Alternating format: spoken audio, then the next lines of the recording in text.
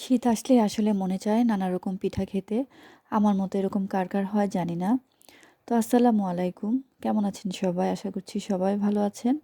আমরাও আল্লাহর রহমতে ভালো আছি। তো সেজন্যই আজকে আমি তৈরি করে নিলাম ফুলকো তেলের পিঠা। আর এই পিঠাটা আসলে একেক অঞ্চলে একেক নামে চেনেন।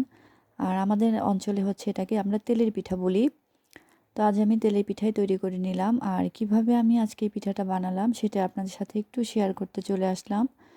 তো চলেন দেখা যাক। এজন্য আমি এখানে আতপ চাল নিয়েছি, আতপ চালের গুঁড়াটা নিয়েছি। এখানে আমি প্রায় 2.5 কাপ পরিমাণ আতপ চালের গুঁড়া নিলাম।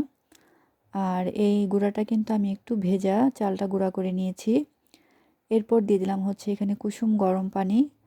আর আপনারা যারা লবণ দেন তারা এই পর্যায়ে লবণটা দিবেন। আমি অবশ্য মিষ্টি কোনো খাবারে লবণ দেই না, যার কারণে আমি এখানে কোনো লবণ দিইনি। এবার আমি খুব ভালোভাবে এটাকে হাত দিয়ে মাখিয়ে নিচ্ছি।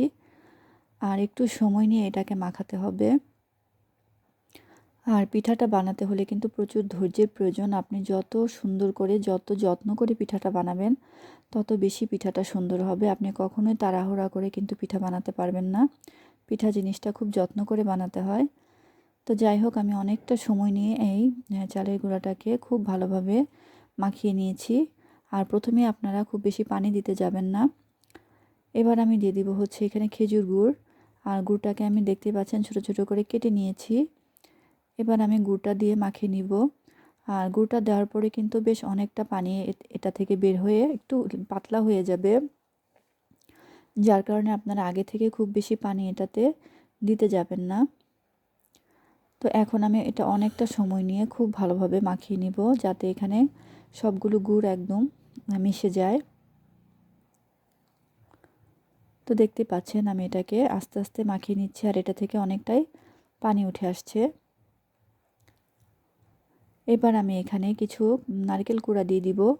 আর আপনারা নারকেল কুড়াটা না দিলেও কোনো সমস্যা নেই, তবে নারকেল কুড়াটা দিলে কিন্তু পিঠার টেস্টটা অনেক বেশি ভালো আসে। তো দেখেন আমার ডোটা কিন্তু এরকম হয়েছে, আপনারা দেখতে পাচ্ছেন। তো যারা নতুন পিঠাটা তৈরি করবেন তারা অবশ্যই আমার এটা ফলো করতে পারেন, কারণ এই রেসিপিতে পিঠা করলে অবশ্যই হবে ইনশাল্লাহ। তো এবার তেলটা গরম হওয়ার পরে আমি পিঠাটা দিয়ে দিব। আর তেলটা অনেকটা বেশি গরম করে নেওয়ার চেষ্টা করবেন, তাহলে পিঠাটা কিন্তু খুব সুন্দর হয়ে নিচ থেকে উঠে আসবে। তো দেখতেই পাচ্ছেন আমার পিঠাটা কিন্তু খুব সুন্দর ফুলে আসছে। তো এভাবে সবগুলো পিঠা আমি আস্তে আস্তে তৈরি করে নিব। আর এরকম ফুলকো ফুলকো তেলের পিঠা কার না ভালো লাগে বলেন। তো আপনারা এই রেসিপিতে অবশ্যই বানাতে পারবেন আশা করি। যারা নতুন এই পিঠাটা তৈরি করবেন তারা আমার এই রেসিপিটা ফলো করতে পারেন। তো কেমন লাগলো আমার এই পিঠাটা? ভালো লাগলে অবশ্যই লাইক কমেন্ট করে যাবেন, আমার পেজের পাশে থাকবেন।